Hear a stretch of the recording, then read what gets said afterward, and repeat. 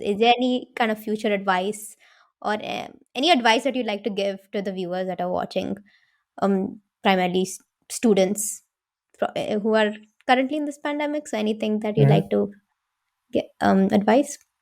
So one thing that I always keep telling everybody, no matter which, when you start studying, is try to kind of prioritize skills or seeking immediate successes, right? Uh, because I mean, it's not bad. Chasing achievements is definitely not a problem. But the thing is that sometimes we tend to get lost in those achievements that we forget why we were doing those in the first place. Like, getting selected for GSOC and completing the GSOC Google Summer of Code project. For those of you who may be listening who don't know, Google Summer of Code is like a summer internship program kind of thing that Google runs where they pay you to contribute to an open source software. It's a great experience. You write a proposal, select an idea, explore a code base that you don't know, talk to mentors over IRC or Slack or Element Chat, whatever is the in communication channel today, and write a proposal about what you would like to do. Getting selected for Google Summer of Code, yeah, it's all fantastic. But sometimes people forget that that's not essentially the focus of the club. It's about building skills as opposed to enriching your resume, if you want to say it in some way, right? Because you can have a lot of achievements and things like that, a small achievements, but that may mean that you don't have a lot of good skills. It's important to like stay focused and build a lot of skills. If you start participating in several competitions that are not very related to each other, it's like you're digging to find water, except you start digging, you know, 10 centimeters in one place, and then you go to another place and you start digging another 10 centimeters, and then another 10 centimeters, and so on, as opposed to digging like in one specific place trying to find water, right? So try to be focused on, or at least don't lose focus on the fact that you're here to develop your skills. Right? That's something that I think gets lost sometimes. To use Fast Club as an opportunity to like not just develop skills, but also try to develop as a person, right?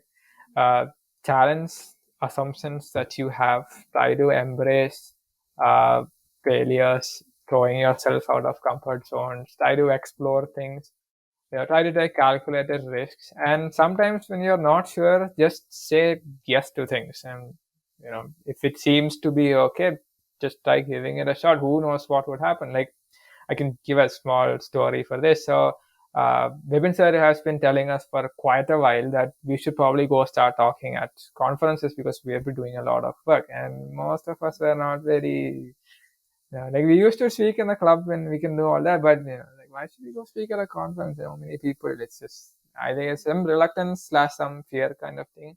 So finally, I said, okay, fine. I'm gonna bite the bullet and I'm gonna go do it. So I said, yeah, okay, sir, I'm applying for it. He said, yeah, okay, good, you go apply. I just applied for it. I had no idea if I'd get selected or anything. Finally, I did get selected. So that was to FOSDEM. Some of you might have heard of it. It's an open source conference that happens in Belgium every year. So I got selected to speak at FOSDEM in 2014. So I was like, yeah, okay, let's just go give a talk. So I go there. I gave a talk. It was kind of a disaster in some ways because as soon as I connected my computer to the projector there, my computer just crashed.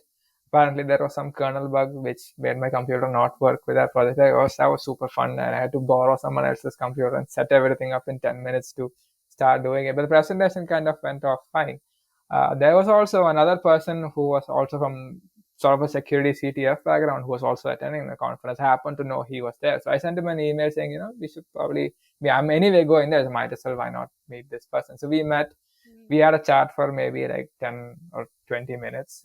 And then we kind of stayed in touch on and off after that, not very regular, I want to say. And then, 5 years later after that, I come here to do my PhD, and guess who's my advisor?